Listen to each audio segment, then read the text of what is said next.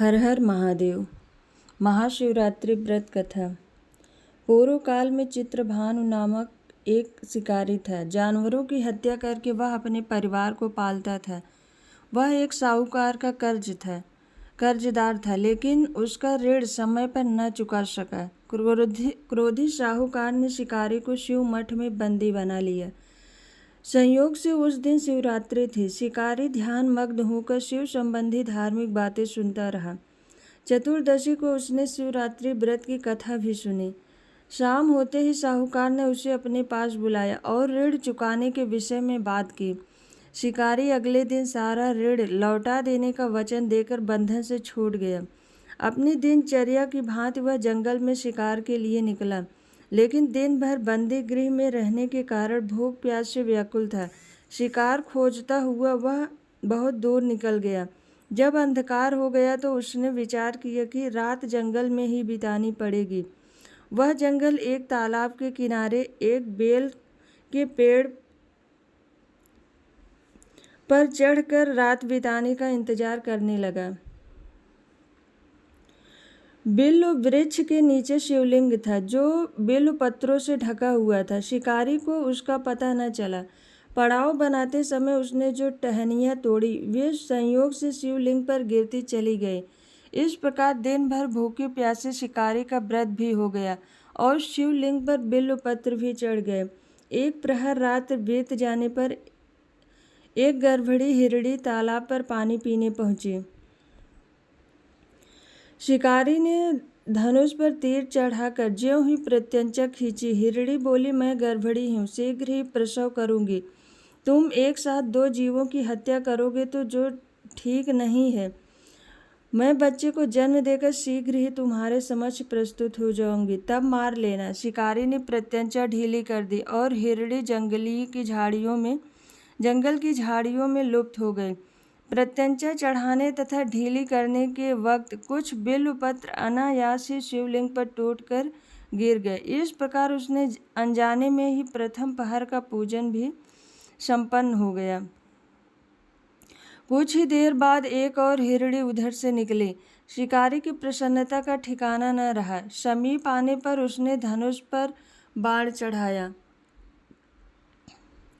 तब उसे देखकर हिरणी ने विनम्रता पूर्वक निवेदन किया, हे शिकारी, मैं थोड़ी देर पहले ऋतु से निवृत्त हुई हूँ, कामातुर विरहिणी हूँ, अपने प्रिय की खोज में भटक रही हूँ। मैं अपने पति से मिलकर शीघ्र ही तुम्हारे पास आ जाऊंगी। शिकारी ने उसे भी जाने दिया। 2 बार शिकार को खोकर उसका माथा ठनका। वह चिंता में पड़ गया। रात्रि का आखिरी पहर बीत रहा था। इस बार भी धनुष से लगकर कुछ बेलपत्र शिवलिंग पर जा गिरे। दूसरे प्रहर का पूजन भी संपन्न हो गया। तभी एक अन्य हिरणी अपने बच्चों के साथ उधर से निकली। शिकारी के लिए यह स्वर्णिम अवसर था। उसने धनुष पर तीर चढ़ाने में देर नहीं की। वह तीर छोड़ने ही वाला था कि हिरणी बोली, हे शिकारी, मैं इन बच्चों को इनके पिता के हवाले करके लौट आऊँगा। इस प्रकार मुझ पर दया करके मुझे जाने दो, मत मारो मुझे। शिकारी हंसा और बोला, सामने आए शिकार को छोड़ दूं, ऐसा मूर्ख नहीं। इससे पहले मैं 2 बार शिकार खो चुका हूँ। मेरे बच्चे भूख प्यास से व्यग्र होंगे। उत्तर में हिरणी ने कहा, जैसे तुम्हें अपने बच्चों की ममता सता रही है, ठीक वैसे ही मुझे भी। हे शिकारी, मेरा विश्वास करो, मैं इन्हें इनके पिता के पास छोड़कर तुरंत लौटने की प्रतिज्ञा करती हूँ।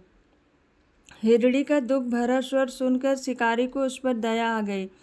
उसने उस मृगु को भी जाने दिया। शिकार के अभाव में तथा भूख प्यास से व्याकुल शिकारी अनजाने में ही बेल वृक्ष पर बैठा बेलपत्र तोड़ तोड़कर नीचे फेंकता जा रहा था। पौ फटने की हुई तो एक हृष्ट पुष्ट मृग उसके रास्ते में आया। शिकारी ने सोच लिया कि इसका शिकार तो अवश्य करूंगा। शिकारी की तनी प्रत्यंचा देखकर मृग विनीत स्वर में बोला, हे शिकारी, यदि तुमने मुझसे पूर्व आने वाले 3 मृगियों तथा छोटे छोटे बच्चों को मार डाला है तो मुझे भी मारने में विलंब न करो। ताकि मुझे उनके वियोग में एक क्षण भी दुख न सहना पड़े। मैं उन हिरणियों का पति हूँ। यदि तुमने उन्हें जीवन दान दिया है तो मुझे भी कुछ क्षण का जीवन दान देने की कृपा करो। मैं उनसे मिलकर तुम्हारे समक्ष उपस्थित हो जाऊंगा।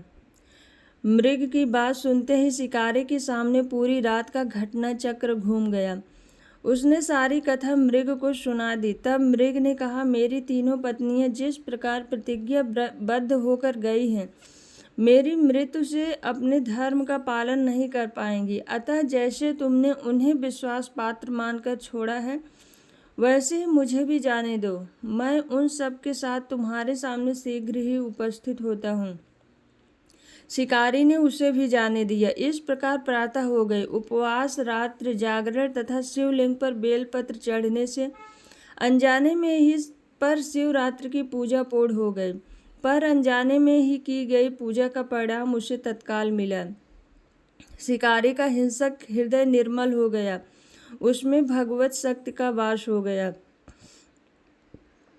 थोड़ी ही देर बाद वह मृग सपरिवार शिकारी के समक्ष उपस्थित हो गया ताकि वह उनका शिकार कर सके। किंतु जंगली पशुओं की ऐसी सत्यता, सात्विकता एवं सामूहिक प्रेम भावना देखकर शिकारी को बड़ी ग्लानि हुई। उसने मृग परिवार को जीवन दान दे दिया।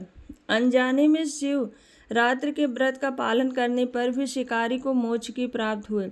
जब मृत्यु काल में यमदूत उसके जीव को ले जाने के लिए आए तो शिवगणों ने उन्हें वापस भेज दिया तथा शिकारी को शिवलोक ले गए। शिव जी की कृपा से ही अपने इस जन्म में राजा चित्रभानु अपने पिछले जन्म को भी याद रख पाए तथा महाशिवरात्रि के महत्व को जानकर उसका अगले जन्म में भी पालन कर पाए।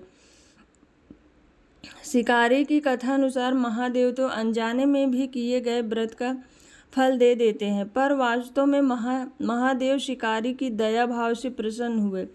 अपने परिवार के कष्ट का ध्यान होते हुए भी शिकारी ने मृग परिवार को जाने दिया।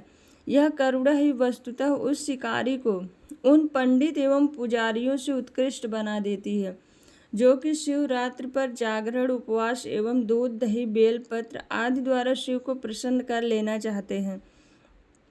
इस कथा में सबसे महत्वपूर्ण बात यह है कि इस कथा में अनजाने में हुए पूजन पर विशेष बल दिया गया है। इसका अर्थ यह है कि शिव किसी भी प्रकार से किए गए पूजन को स्वीकार कर लेते हैं अथवा भोलेनाथ जाने या अनजाने में हुए पूजन में भेद नहीं करते।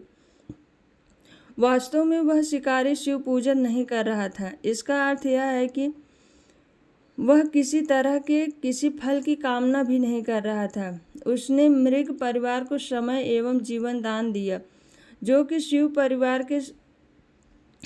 शिव पूजन के समान है। शिव का अर्थ ही है कल्याण होता है। शिव का अर्थ होता है कल्याण।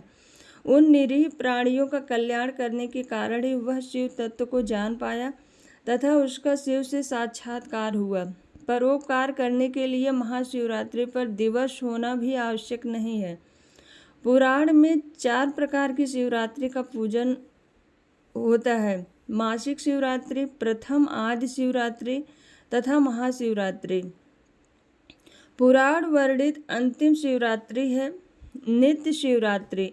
वस्तुतः प्रत्येक रात्रि ही शिवरात्रि है। अगर हम उन परम कल्याणकारी आशुतोष भगवान में स्वयं को लीन कर दें तथा कल्याण मार्ग का अनुसरण करें, वही शिवरात्रि का सच्चा व्रत है। बोलो हर हर महादेव। जय भोलेनाथ।